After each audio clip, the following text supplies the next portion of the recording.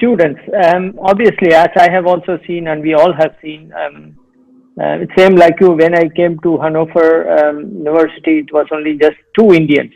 I'm telling about 2000. It was a friend Ashok Chavan, who did also PhD in actually numerical methods and finite elements in mechanical engineering department from Bombay. So and me, they were the two actually, and so it's always been something difficult at that point of time in a winter, and also having no and food and so many other things that one can imagine. I'm sure you also have, on seeing, you are almost even closer because you are having day to day, you are having classes with Indian students, you are more working very closely with them from different parts of India. So I have two parts. One part is, how do you see the development per se, the students who are coming here?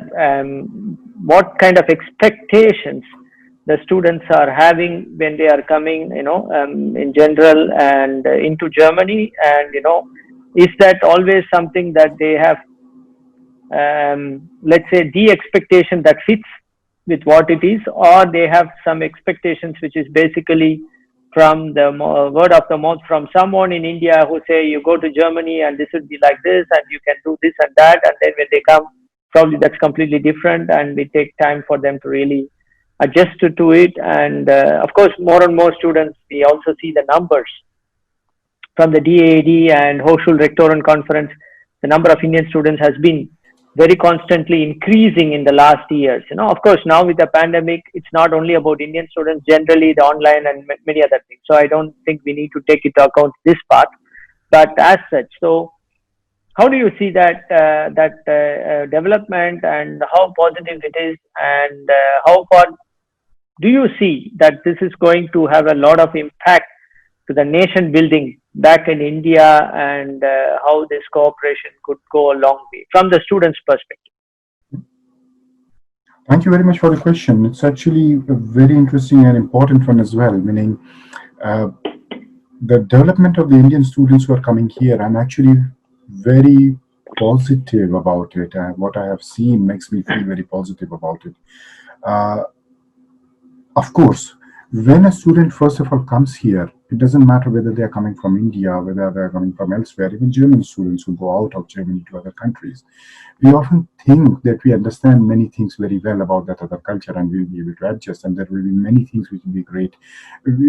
We actually come out also, and that's actually a good thing, that people who come to Germany come with a lot of expectations about their studies. They come with a lot of positive feelings about it, that they are going to try out new experience, and that's wonderful. Where the challenge arises is that the theoretical part of our expectations, what we are in theory, what we are expected, they meet reality. And it starts, like you already pointed out some time back, right from the weather.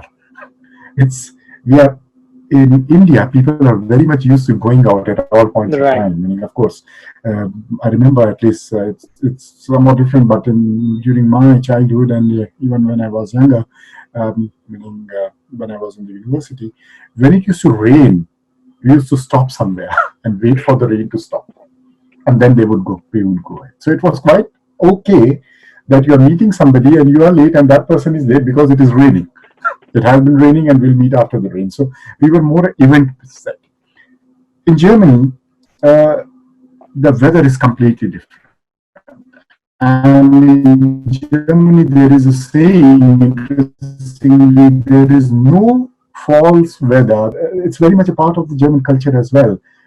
The Indian cultures, most of the Indian cultures are very much nature oriented, that they go together with the nature. They let nature kind of decide how things are going to happen. The Northern European cultures like Germany, they are more like controlling nature. If the nature doesn't do what you want, then you change nature. Right. For example, in the Netherlands, if you don't have land, then you get land from the sea. If it is raining, then you change the clothes and do your things anyhow. So right from the very beginning, first of all, like you already pointed out, the weather is different. It's always dark in winter. That makes you feel down. Then you are used to your thinking that, okay, because it is raining, you can be a bit late. And then when you are there, then the other person is already left. because you're 15 minutes late, for example.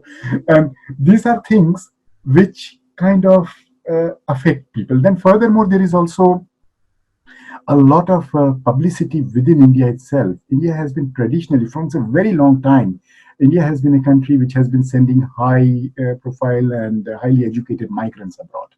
And our newspapers, our television, our movies were full of this idea about non-resident Indians who have made it big. We always have this very successful non-resident Indians. Always successful. Exactly. A good thing. But this has kind of raised the expectation that if you are a non-resident Indian, if you get out of India, you become successful. As if India is the thing which is stopping you from being successful. It's not true. It's not true. It's within India, just like within India, there are elements of success and there are elements which are challenging.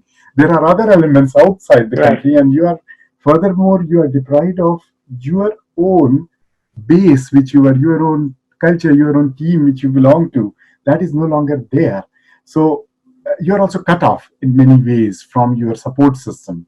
And then you have to face things. That's challenging. It's not easy being abroad and succeeding. And therefore, I'm really, really impressed with many of my students, many of Indian students.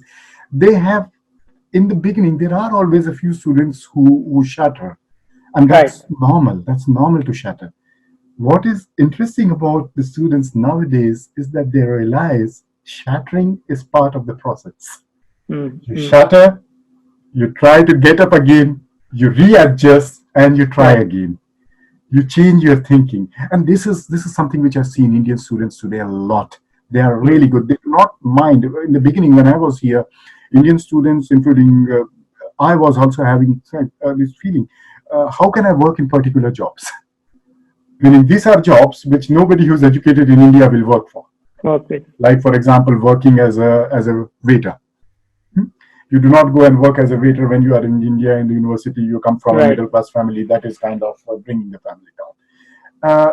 And we had students over here in the initial phases who had it very difficult, who said that, okay, we are not going to do this kind of job.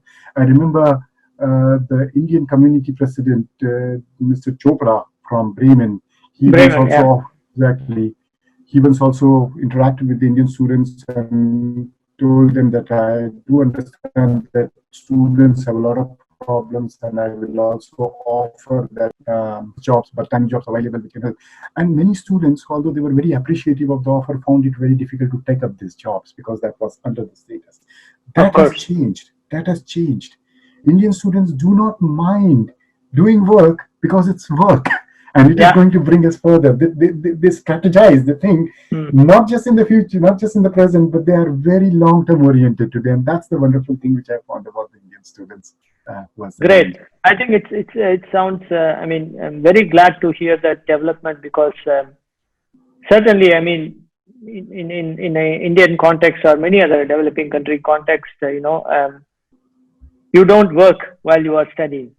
Exactly. It's because you just your parents tell don't worry about the financial resources.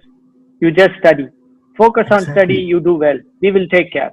However, we do our hardships. That you should not worry about it. We make sure you do well. But then when they come here, the context is different. It doesn't mean that if you work, it's not something you are looked upon down or something. But they start understanding even the very rich. Here, their students also, their children also go and work because work is more about experience. It's always not about just finance alone. So I think that's a very good thing. And also I'm very, very glad to hear that, there are many things and people do understand that the new challenges, what they are going through when they come in is going to make them stronger. They learn certain basics very good. And so I think that's always going to help them overcome any risks or failures in the pathway because they think it's all about short term and then the success is very close. Mayank, I think it's also time and we are close to an hour. I think the time has run. So I think we didn't even see the clock and it was so interesting and also very, very, let's say lively that we went through as a dialogue and from the NISARG team and also wish you all very well and your continued success and also new ideas and new thoughts, new process, probably new theorems. And so I think it's also with the Indian students as well. So hopefully we can catch up at some other time, maybe also in live, as much as Corona situation allows us. With this, big thanks, and also to the viewers. Yeah, I'll just have to say very many thanks for you for watching this episode as well, and I hope many of you will watch. Thanks a lot, Mayank, and wish you all well, and greetings to your family too, and hopefully we'll catch up soon. Thank you very much, Balaji. It was really, really great having here and being here. As in closing, I can only say that I'm really privileged over here to be part of two wonderful cultures, the Indian culture and the German culture. And I really enjoy, and I really hope that more and more people will take up the opportunity to enjoy the challenges and the wonders of Indo-German cooperation and Indo-German cross-cultural management and communication. Thank you. All the best. Take care. Thank you very much. Bye. Yeah.